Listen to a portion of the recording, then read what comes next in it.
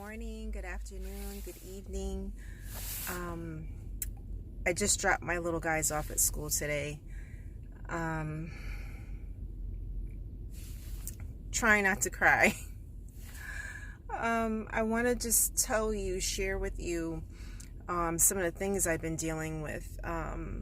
One of my twins' teacher. Some people are meant to do certain professions and some are not. This particular teacher, I just wasn't comfortable with how things were transpiring in her classroom, the lack of communication. If things would happen, I wouldn't get full details about it. Now, you're with my little guy all day, so it's important for me to know what's going on so I also can address things as well. And I just wasn't receiving that from her. This particular twin had a change in classroom, change in teachers, and that's a lot. And we're still kind of early in the school year, even though we're on to the next year. And if something happened to him, I wasn't notified. I'd have to seek this teacher and get the information later on after the day has passed. So I didn't feel well about how things were transpiring, whereas my other twins teacher is very informative, and we keep in touch, and I'm able to reach out to her, and she provides me information all the time. She sends me pictures. So just in knowing the dynamics of what to expect from someone in education, I wasn't feeling that my son was getting the best. And so I decided the end of the last year, I'm like, he can't stay in this classroom. It's just not going to work. So then I also said, let me go in and let me observe his classroom. And I had the ability to do that. He didn't even know I was in the classroom, so it was authentic. He behaved the way he normally would. And a lot of times he wasn't listening, wasn't following directions. But the whole entire classroom was kind of all over the place, and it helped me understand why my son was not behaving. It helped me understand why he would act out on the bus, yelling and screaming. He'd be upset getting on the bus. Our little people, they have their own lives and they go through things, and we don't know what they're truly dealing with unless we go in their environment. And so I learned so much by the 20-minute visit I had in that classroom, what was happening, what wasn't happening. And I'm not going to get into details, but it was enough to make me say, this is not going to work. He can't remain here and be able to be successful. He's very good at all his academics. As a matter of fact, he's now in a first grade classroom, but he's a kindergartner. So he has done exceptionally well with academics, but behavior-wise, he was struggling. So after a lot of phone calls and emails and not giving up and advocating for my son, he was transferred into the classroom that I feel is best to fit his needs emotionally and with his academics, a first grade classroom. And as soon as he changed over last week, he did exceptionally well. It was like day and night. So the reason why I'm telling you all this is because I want you to understand how important it is that we make sure we're involved. Yes, I know people are busy, but you've got to make the time, not just during those PPTs, but you've got to, or parent teacher conferences or IEPs, whatever it is that you have. Make sure you take the time to show up to class. My school was kind of different, and I really didn't care that I had to make an appointment to come and see my child's school. I mean, things have changed. My oldest son is going to be 22. I was able to show up and go and watch how he was behaving in school. This time I had to make an appointment. So I didn't feel that what I seen was authentic. Plus I was in the room, so the teacher knew I was there. But with that being said, please show up. Please visit your children's classrooms. See what their environment's like. Even if it's for a little bit of time, you're not going to get the full 100% view of how it is, but at least check in.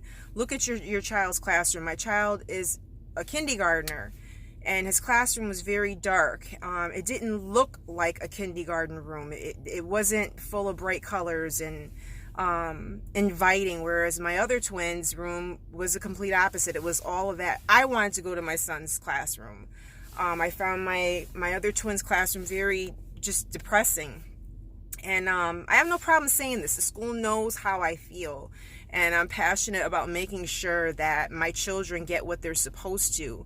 And I'm going to keep voicing it and bringing it up and addressing it until I see some changes, because it's for their benefit. And they're just in kindergarten. They're just learning about what school is like. So it should be a positive experience. So, yes, please make time to go see your child's classroom. See how their environment is. Stay in touch with these teachers. Make sure that you're in contact with them, checking in. How is my son or daughter doing academically? How is my son or daughter doing socially? How are things going for them? This is so important because, again, they spend so much time at school.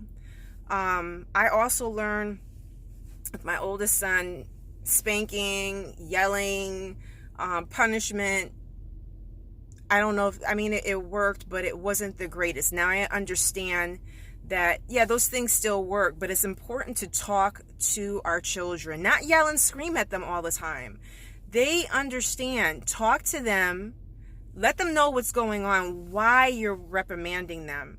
If you're going to yell and scream, do it, but please go back. I'm not advocating this. I'm just letting you know to talk to your children about their behavior, or if they did something wrong. Talk to them about the things that they did right.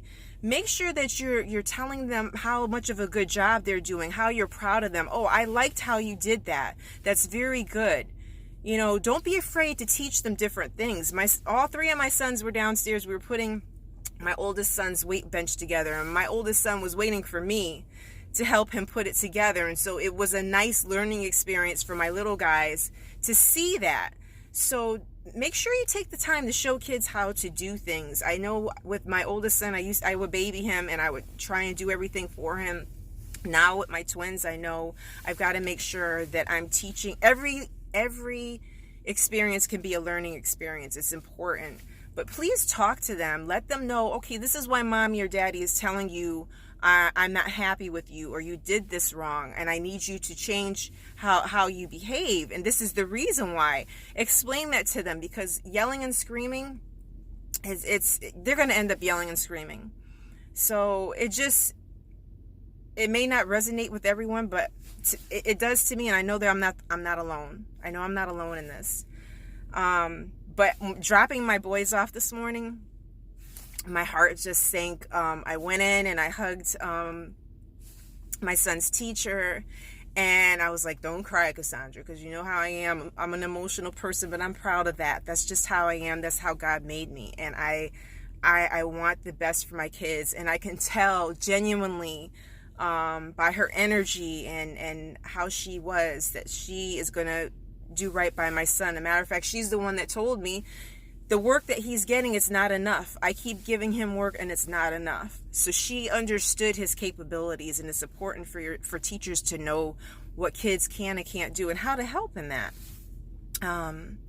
As I walked in, the speech pathologist was there, and she had told me how she was in contact with an outside provider of mine for the boys and how they had been talking. That's another thing. Make sure, if you need a team, get a one. If you need an educational advocate, talk to the Board of Ed, talk to the social worker at school if you're having trouble navigating things at school. Call the Board of Ed, call the superintendent's office and let them know if you're having trouble addressing things with your child, or you're not getting what you need. If your child has an IEP plan, and you're not feeling like things are moving the way they should, you have a right to call for a PPT. Talk to the social worker, or talk to whoever covers special ed, and tell them who you want in that meeting, and they'll schedule it. But we have to learn about our educational system, how it works, if we need certain things for our kids, how to advocate for them, how to get help if we don't know how to advocate for them. This is all very important. One last thing I'm being led to talk about is what our kids watch, what they listen to. Please be mindful of that. There's certain things that, I mean, some episodes of Sesame Street, I can't even let my kids, I don't feel comfortable letting them watch, and that's my personal preference. Pay attention to what they're watching, what they're listening to.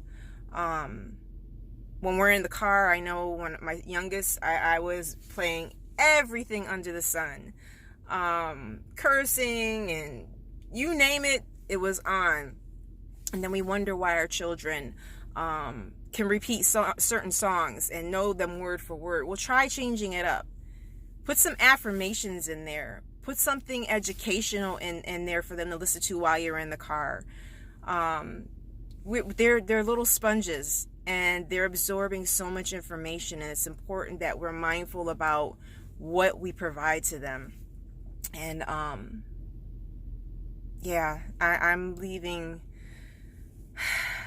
leaving to go on to my next destination with my heart just so full and so thankful. And it's not over. I still have to check in, and I still have to do this until they finish with school. I personally don't know if I want them to be in school the whole entire time. I personally am looking at having them homeschooled in the next few years. There's just so much going on in the schools in this nation, and it's concerning. It really is concerning, but that's my personal preference. That's what I'm looking into, what I'm researching, but I feel like someone needs to hear this. So until my next video, because I'll stay on here talking all day about advocating for your kids, but don't take no for an answer. You keep going until you get the answers you need. And if you don't like something, feel okay to say it. These are your children. You are their voice. If there's something's not right and they're telling you about something is not okay in class, address it. Don't just assume. If their behavior has changed, don't just assume that they're just having a behavior. There's something that's triggering that. So take the time to find out and advocate for our babies. Okay, I pray that you have an amazing rest of your day. Until next time, God bless you.